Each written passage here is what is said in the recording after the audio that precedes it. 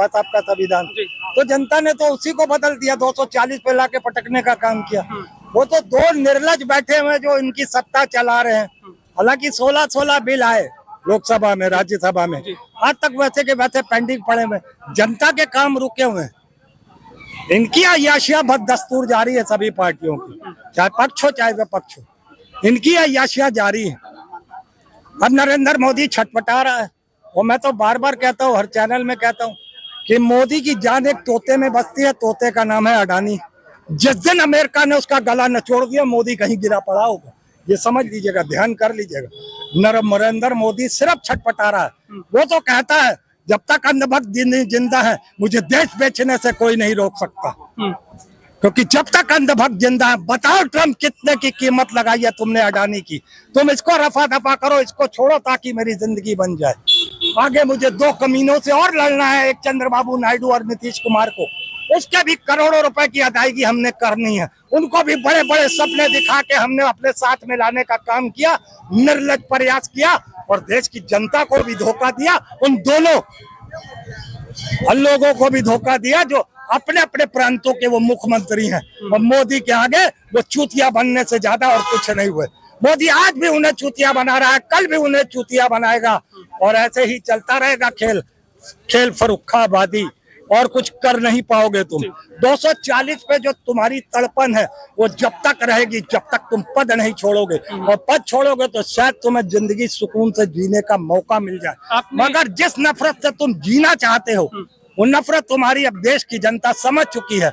240 पर तुम्हें पटका है, उसी तरीके से योगी आदित्यनाथ को उत्तर प्रदेश की जनता जवाब देगी। अभी एक, क्योंकि आपने नीतीश कुमार का जिक्र किया, तो सवाल यहाँ से ये उठ रहा है कि जिस तरीके से महाराष्ट्र में एकनाथ शिंदे उनको मुख्यमंत्री का चेहरा पेश किया गया, लेकिन जिस तरीके से नतीजे आए, मुख्यमंत्री से डिप्टी सीएम पर वो सिमट गए। बिहार में भी क्या नीतीश कुमार होने वाले एकनाथ शिंदे होंगे?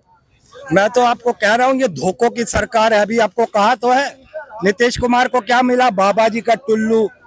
चंद्रबाबू नायडू को क्या मिला? बाबा जी का टुल्लू। और इनको भी यही सब मिलेगा। ये धोखेबाजों की सरकार है, ये गुंडे बदमाशों की सरकार है भाजपा, जिसका मुखिया नरेंद्र मोदी है। ये खुल के कह रहा हूँ। और ये जब तक सत्ता में रहेंगे, देश में शिक्षा, रोजगार, स्वास्थ्य, नौकरियां, महंगाई, सुरक्षा से अगर हर व्यक्ति महरूम ना रहा तो मुझसे कहिएगा।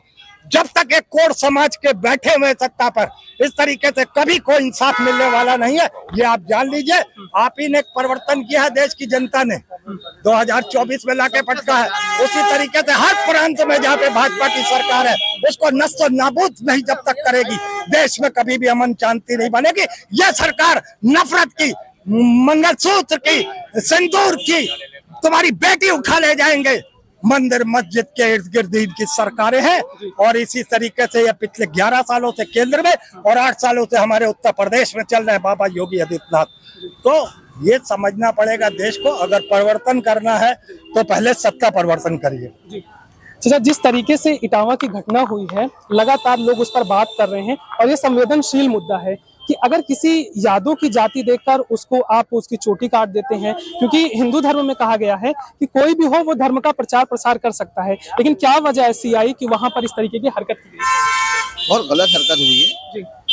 आप पहली बात तो ये है कि 24 से पहले का नारा एक है तो सेफ है, बटोगे तो कटोगे। तो हिंदू कहे कि वोट तो ले लिया, क्या उनको पचा नहीं पा रहे हैं वो?